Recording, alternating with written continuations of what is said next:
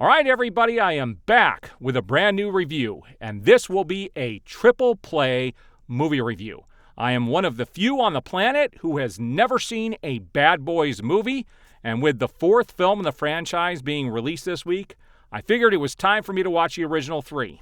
I bought the collection on Blu-ray a couple of years ago, and it's no longer going to be the collection because the fourth film comes out this week, and then the fifth film is already being planned. And so I don't think I'm going to buy any more until they are done, and there is a 4K collection because this is no longer a collection because it will be only the first three. And so what I'm going to do is I'm going to put chapter markers at the beginning of the video, or not in the video, but in the video description, because you may not want to see all the reviews. And so you may want to skip to one or the other. And that's why I'm doing the triple play movie review. That doesn't mean I'm watching them all at the same time. I just watched the first one, and then I will come back and do the review on the second one. And so I will put it all together in this video with chapter markers in the description.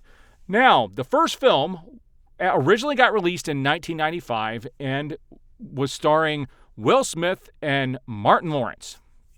It's the first time these two guys teamed up for a film like this, and it's an interesting dynamic. It was directed by Michael Bay. Now, I am a big Michael Bay fan. In fact, the first Transformers movie I absolutely love, and there's a few films that he's done that I really enjoy his style, and we get his style in spades in this film. There's a lot of shots where the camera pans around people in big sweeping arcs. You've got the orange shots to make it look like it's towards the end of the day. You can feel like you're there in Miami. It's a crazy, his style of filmmaking is very interesting. And I was never really introduced to Michael Bay really until Transformers came out, and I saw that film, and I've gone back and seen a lot of his films since. And in fact, Ambulance came out a few years ago, and that was one of my favorite films of that year. And he started using drone shots in that film. And I'll leave a link to that actual review in the description of this video, so that if you want to go check out the Ambulance review, man, I've seen Ambulance probably 5 times, and the amount of drone shots. I'm glad they didn't have drone shots back in the 90s and up until recently, because he went overkill in Ambulance with those drone shots. But I always like how he's thinking about doing different things with the camera angles and stuff like that. He's a master at really conveying a feeling and really putting you into I think he's good at putting you in the situation. You feel like you are there. And it was funny because I was with my wife. I just got contacts, and I have these sunglasses that are polarized, and it makes things look kind of like a Michael Bay film. And I was joking with my wife in the car about that. It was pretty funny. But, so let's talk about the first Bad Boys movie here. So we've got, and I want to make sure I get their names right. So we've got Will Smith playing Mike Lowrey, who is somewhat of a player. He's not married, and he's basically partnered up with Martin Lawrence, who plays Marcus Burnett, who actually is married in the film and actually has kids. And it's interesting to see their dynamic. There's a lot of jokes between them. They work well on screen together. They really do. Now, one question I have is right at the beginning of this film, we're introduced to both of them, and they're driving a Porsche. And Will Smith makes a comment that it's a $105,000 car. Now, unless I miss something, I don't know how a Miami police cop, a police officer, has the ability to buy a $105,000 vehicle. If there's something I missed in the film, please chime in below and let me know what I actually missed, because I don't remember them saying why he actually had that car and how he was able to afford it. Now, there were some pretty funny moments in this. Two scenes stand out where I thought the humor was really well done. The first is when they're in a convenience shop, kind of towards the last third of the film, and there's a guy there who doesn't realize that they're cops. It's the guy who owns the shop, and they get into a little bit of an argument. That scene was absolutely hilarious, as the guy didn't know how to speak English properly, and he wasn't saying the correct things, and it came off as very hilarious.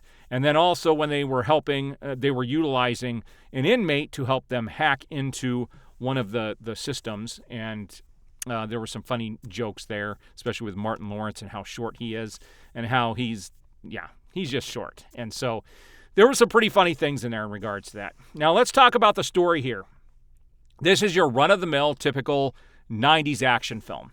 I would not put this up there as my favorite from the 90s, but it is a very entertaining film. For never having seen it and watching it today, I miss movies like this. I really do. And this is going to definitely get me into the theater to see the new one. Now, I haven't watched the other two yet, and unless there's something that's horrible in those films, I will be going to check out the new one as quickly as I can, and I will eventually have a review on that. But in this film, it's basically a group of people end up stealing some narcotics, a big stash of narcotics that were kept, they were under basically police custody, and there was an inside job. Somebody stole it, and they are trying to offload this and make a ton of money. Now, at the same time, Will Smith's character enlists the help of a friend of his, an acquaintance, to kind of help them figure out who did this. And when she ends up, she kind of goes undercover for them, not thinking she's in any danger. She takes a friend with her, played by Tia Leone. Now, Tia Leone is not my favorite actress. This is probably, I think, my favorite role with her in it, but I've never been a fan of hers ever. But she does pretty well in this film, and she is a friend and sees her friend get murdered and needs the help of these two cops to stay safe as they try to figure out what's going on. At the end of the day, the story is nothing amazing, and there's actually some funny shots in there, like at the very end when she's in the Suburban and she takes the vehicle and slams it into some, basically to make an explosion in the end sequence. Like, there's no rhyme or reason for it. There was nobody around there. There was no reason to make that explosion go off. And I kind of chuckled when I saw that. It was just one of those mindless explosions that had no purpose in the film. But outside of that, it was a very entertaining story and did keep you engaged until the end. Some of it was somewhat predictable, and I think that's because we've seen so many movies like this before. The music was actually really good, and I'm hoping some of the music makes it into the other two films as well. And I don't know who directs the other two films. I know the new one is done by a couple of guys who are going to be doing the Batgirl film for DC, and I'm really excited to see the new one. And I'm not going to be watching any reviews on the new one until I see these other ones. Now, the only other person of note that would be in this film would have been Joe Pantoliano, and he actually plays the police captain in this, and he plays a pretty good hard-ass police captain, always screaming at them, which you would have expected back then. Kind of reminds me of, Point Break. Their captain was yelling at them too. It was just something that you expect all police captains to do back in the late 80s, early 90s in regards to films like this. And so he played the part pretty well. I did catch some things about him, in the trailers for the new film, and I wish I hadn't. But I'm going to go into these completely fresh. Like I said, I haven't watched any reviews on any of these films, and I'm looking forward to checking out the other three. So at the end of the day, my review on this, out of 5 stars, I give it 3.5. Can't quite give it 4. It's not something I would want to pop in every year to watch it over and over again, but it is definitely up there as a great action film from the 90s that does find its place and would be worthy of watching again, maybe every 2 or 3 years, something like that. So I did enjoy it. I'm looking forward to the other 3 movies, and I'll have the reviews up for the other 2. So right after this, I'll have the review for part 2. So stick around and check that one as well. All right, everybody. Here is my review for Bad Boys Part 2, which actually takes place 8 years after the first film. Now, I'm debating on whether I'm going to watch a third one tonight or not and get that review up right after this, or if I will review it first thing tomorrow morning. But I did want to get this one up, and this will be the second of 3 reviews with chapter markers in the description. So if you want to watch the review on a single one of the films in the trilogy, you can skip to it if you want to. All right, so 8 years after the original. So this one takes place in, was it 2003? And you could definitely see a difference in the film. Just the film quality itself was a big leap in those 8 years.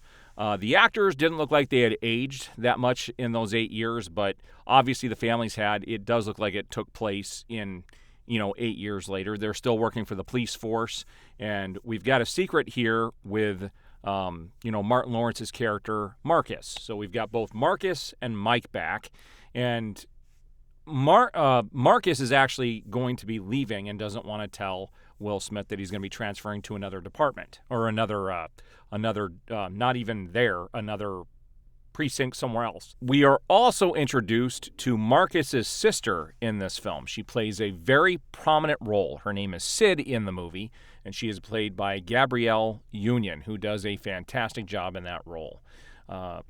We're also introduced to Michael Shannon in this film.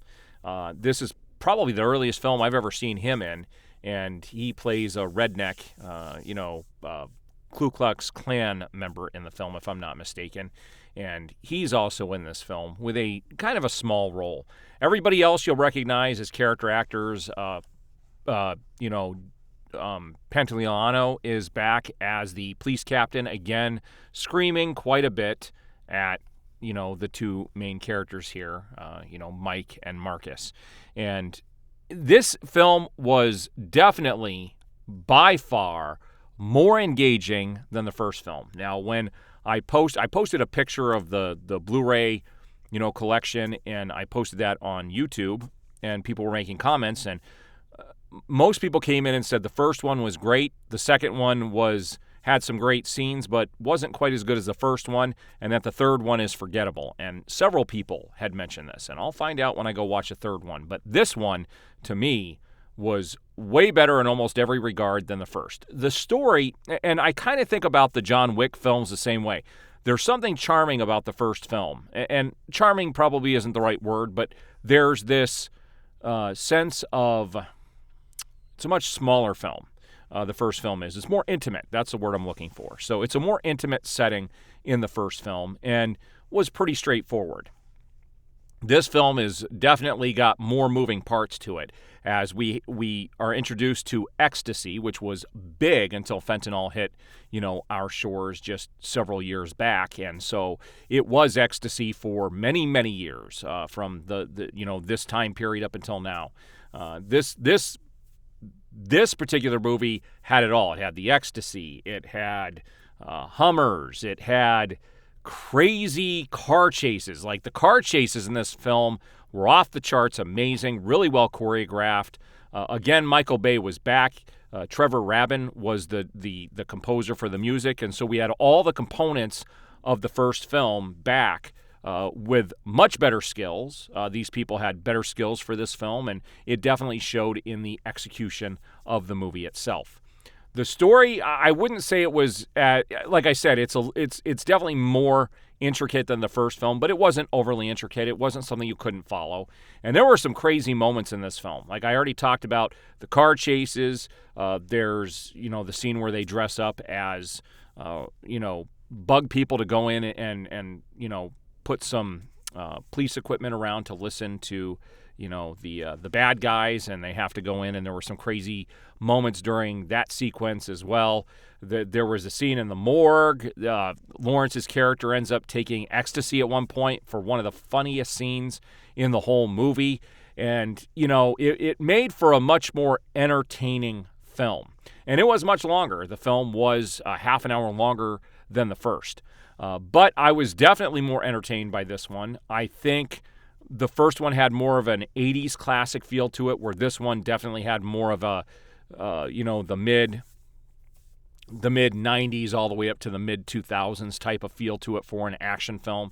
And it was just pretty freaking awesome and freaking intense. It also had more disgusting stuff in it. I didn't think the scene with the corpse with the female was funny. And I didn't think I think they went a little too far with the bodies. This scene was crazy with the bodies being pulled out of the van, the vehicle they were in for transport, onto the highway for people to run over and stuff. I thought that was a little much. I didn't think they had to go to that extent to show that, but it was still, it didn't really ruin the film in any way, but I thought it was unnecessary. They could have done it without lingering on it as much as they did. But it doesn't distract from the film or knock it down in any way, shape, or form. The jokes were also I thought the jokes were funnier in this one, and I thought the banter between the two characters was, there was more camaraderie between them that I thought was really well done. Now, let's talk about Sid herself. She brought a whole dynamic to this that I thought was interesting, because she was a plot point that had to be put in there from a writing perspective to keep people engaged to the end, so you felt like you had stakes in there for both of the main characters. Whereas in the first film, there really weren't any stakes for Mike's character, Will Smith. There were no real stakes for him. It was more about Marcus's family and making sure that everybody was safe in that regard, and the girl that they were watching. So there wasn't anything that brought Mike into the dynamic that he had to worry about towards the end. This one was different because he was dating Sid before the movie started, and Marcus didn't know about it. And it becomes a huge point of contention throughout the film as he's trying to break the news to him. And in the end, she ends up getting kidnapped, and they have to set up a whole team to go in and get her out. And the whole last act takes place in Cuba, and that scene was freaking intense and really well done. There were a couple of times where I said, whoa, out loud, and actually audibly said something as I was watching it because it's pretty freaking awesome, especially the first explosion that they had with the guys looking at the remote control car, and then it just goes off. That was something I won't forget and was really well done. That whole sequence was much better than the first film. It was more the choreography in it and how it was executed was much better than in the original film. Everything actually had a purpose. I thought the Hummer going down the hill, the two chasing each other, was a little overdone. I can't imagine the destruction and all the homes that were taken out, during that sequence that they had to do for the film. And they weren't real homes, but I'm just saying if you were in that world and just the amount of homes that were destroyed as they were going down the hill, it kind of reminded me of Motorstorm Pacific Rift, and it was pretty crazy and intense. My only real complaint with this was at the very end when they get to the U.S.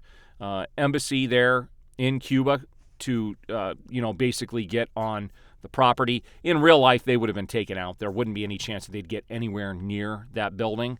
But they had to have an end to it, and especially since this took place after 2001, since it was 2003, and they make comments about that at the beginning of the film, I think those bases and stuff and those facilities would be more locked down, and they wouldn't be able to get anywhere near them. I remember working at Nabisco, after 2001, and I'm pretty close to an Air Force base, and I used to be able to go on the base to be able to stock stuff and go help out the company.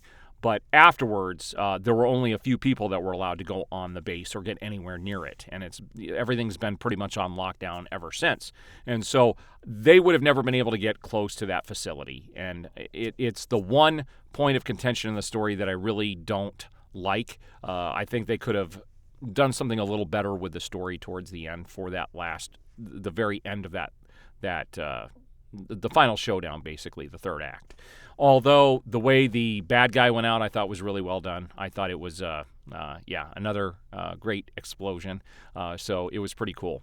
So at the end of the day, if I had to rank this along with the first one I gave 3.5 stars to. This one I would give 4. I would watch this one again over the first one. Again, the first one had a more intimate feel, but this one was definitely more engaging and more action-packed and had a lot more to keep you gripped. Like, this movie was truly intense. Probably one of the most intense films that I would think that came out of the 2000s. So, kudos to Michael Bay on this one. Definitely upped his game for it. Now I'm going to go check out the third one, and I will have my review for that as well. All right, guys, here is my review on Bad Boys 3, which was simply called Bad Boys for Life.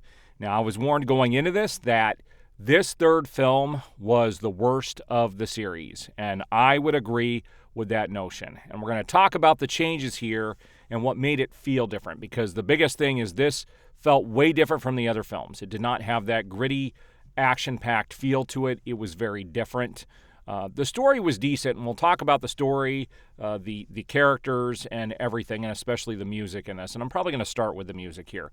Now, first off, we've got Will Smith and Martin Lawrence back, and it is 17 years after the second film. And what's crazy is they did have one cameo from somebody who was dating, Marcus's daughter in the second film, and now he's in the military and marrying his daughter in this film, which was kind of funny to see him back, because it was one of the funniest scenes in the second film when he comes to pick up the daughter for a date, and they lay into him pretty good. It was one of the funniest scenes in the whole film. Didn't really have anything to do with the movie, but was a cool side thing that they did in the film. They do look older. Well, Will Smith looks almost identical to what he used to look. He's in great shape. Martin Lawrence, on the other hand, started to puff up a little bit, especially in the face, and you could tell that he was older and slower, and it definitely shows in the film. Now, the biggest thing for me is, if you want to keep the same feel, you have to bring back the composers, and Trevor Rabin did not come back for this film. In fact, this film had a composer. His name is, let me pull this up here, Lorne Balfe. Now, I am not familiar with Lorne Balfe, but I will tell you the music did not match the music from the first two films. And if you change the music, stuff that people hear in the background that gives things a certain feel, you definitely get a different feel. And it was very evident here. This is also not directed by well, you know who I'm talking about. It's First Thing in the Morning. I'm forgetting his name. This film was actually directed by Adel Al-Arbi and Bilal Falal. I believe they're a couple. I don't know if they're brothers or if they're just partners or what they do, but these two individuals were actually going to direct the Batgirl movie before it got nixed by Warner Brothers. And they directed this film, and you could tell. Definitely different from Michael Bay. Definitely different from Michael Bay, and it is very evident. These guys are nowhere near as seasoned. A lot of the effects looked very cheap. There were some car chases and a chase with a motorcycle that was very cheap. It looked nothing like the dark, gritty, awesome feel that we got in the previous two films. And so this felt like a lighter version of Bad Boys, and it's not just because of their age. Now, one of the biggest things that I didn't enjoy in the film and I thought was overdone was the team that joins them this time. It's not just the two guys.